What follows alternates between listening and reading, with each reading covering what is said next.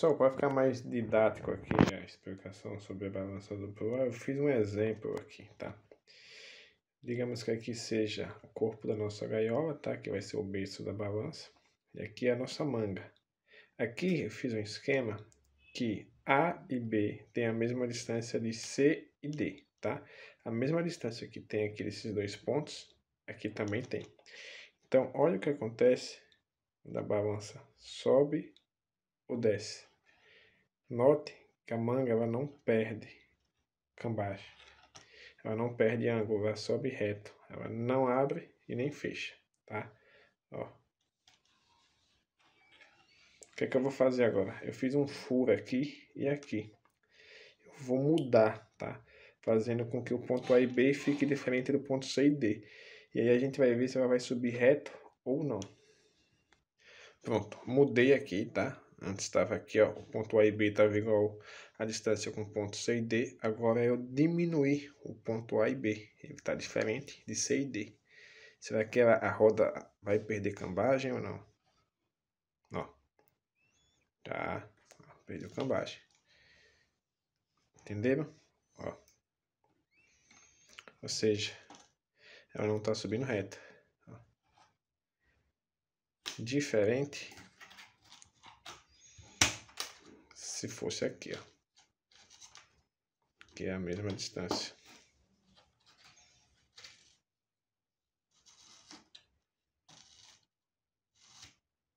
A balança duplo A tem diversas formas de fazer ela, porém, quanto mais complicado você vai fazendo ela, mais difícil vai ficar, né? Vai precisar de muitos recursos que às vezes a gente não tem. Tem uma fórmula que é o jeito mais simples de fazer ela, que é nesse estilo aqui desse desenho. Primeira coisa, os pontos de ancoragem da balança. Aqui se você olhar, ó, A e B tem que ser igual a C e D, ou seja, o ponto A e o ponto B, que é o ponto superior e inferior que segura a balança na estrutura da gaiola, a distância do centro desse ponto até esse tem que ser a mesma distância do centro ao outro aqui na manga. Ou seja, você vai ter que medir a tua manga de eixo, quanto é que ela tem desse ponto até esse.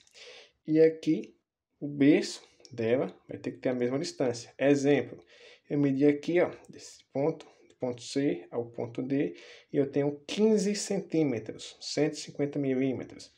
Aqui, desse ponto até esse, também tem que ter a mesma distância. Se tiver ângulo diferente, quando a balança subir, ela vai tender ou a abrir ou a fechar. Dá para fazer aqui o ponto de ancoragem diferente do ponto da manga? Dá, só que aí já vai ter que ter ângulo na manga aqui, já vai ter que ter uma manga já diferente.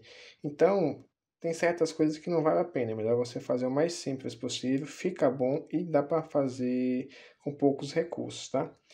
Outra coisa importante na duplo A, o braço da direção, ele tem que estar o mais próximo do ponto inferior de fixação da balança. Ó. O ponto de giro E, que é esse ponto de giro, deve ficar o mais próximo do ponto B e seguir em paralelo com a balança. Ou seja, essa linha tem que ser paralela com essa. A mesma distância que eu tenho aqui, do ponto E para o ponto B, eu também vou ter que ter aqui, tá? Se, digamos, essa balança inferior, ela desce a 10 graus, e essa balança aqui, ela está descendo a 15, elas não estão paralelas. Então, quando a roda subir, vai ou fechar ou abrir a roda. Você vendo assim de frente a gaiola, quando o morcego trabalhar, ou ela vai abrir ou ela vai fechar. Então, ela tem que seguir no mesmo paralelo, tá? Fazendo assim, desse jeito, você faz uma balança simples, eficiente e que vai ficar muito bonito também. O design dela é muito bonito, tá bom? Então procurem seguir assim como eu falei, né? A mesma distância entre pontos aqui na manga de eixo, também vai ser no ponto de ancoragem.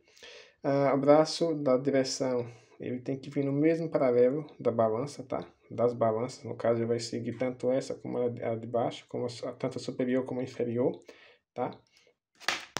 E a questão de embuchamento, a questão dessas buchas aqui, eu já passei como é que faz, né? Vocês viram aí que vocês podem fazer sem torno. e vamos continuar aqui o projeto, tá bom? Tá, então vamos lá. Para você que não tem torno ou não tem facilidade de fazer de serviço de torno, o que é que você pode fazer? Você vai comprar o tubo de 1 1/4, chapa 14, que é esse aqui, ó. O diâmetro dele dá aproximadamente 31 milímetros. E você vai comprar a bucha da balança traseira da Suzuki IS. Aqui na minha cidade, o par, né, vem 2 buchinhas dessa e 2 dessa aqui de ferro. Eu só tô com uma na mão porque eu não achei a outra aqui na bagunça, mas vem 2 dessas e 2 dessa aqui. Eu compro por R$9. O que é que vocês vão fazer? Vai cortar aqui, ó, o tubo de aço de 1 1/4. Se você tentar colocar a bucha, você vai notar, ó, que ela entra, mas ela tem folga, ó. O que é que você vai fazer? Aqui no tubo, esse o tubo chama de tubo costurado, porque aqui, se o celular focar, no meio vocês observam essa listra aqui, ó. Se vocês olharem por dentro, deixa eu botar aqui contra a luz, vai dar para ver, ó, que ele tem como se fosse um risco. Deixa eu ver se o celular foca. Olha lá, tá vendo como se fosse um risco? Essa chapa na estamparia, ela vem reta, tem alguma máquina lá, curva, vai para ficar redonda e solda aqui, tá? O que é que vocês vão fazer? Vão pegar a esmerilhadeira com disco fino, essa esmerilhadeira pequena, vai cortar exatamente aqui, ó, tá? Vai cortar, vai vir numa moça, botar ela, aperta e solda novamente. Pronto, só fazendo isso já é o suficiente para a bucha entrar com pressão. Ela vai entrar bem apertada. Aí vocês já podem estar fazendo as buchas da balança de vocês, tá bom? Lógico, vocês vão cortar um pedaço de tubo que pegue a bucha inteira, né? Para não ficar assim, tá? Mas não tem segredo, vocês vão pegar o tubo, vão cortar exatamente aqui, ó, e depois vão soldar. Ah, Charles, mas por que você corta aí? Bom, é uma, digamos assim, é um conselho meu. Já que ele tem essa emenda aqui, vamos cortar em cima da emenda, porque vamos soldar novamente. Porque imagina a situação. É lógico que isso é muito difícil de acontecer, mas digamos que você corta aqui, tá? Aí você vai ter 2 emendas. Aqui onde você cortou, que você vai preencher de solda, e a emenda original do tubo. Então não é interessante, né, você ter 1 ou 2 emendas num tubo desse. Lógico que essa aqui não vai se partir, mas quanto menos emendas, melhor, tá bom?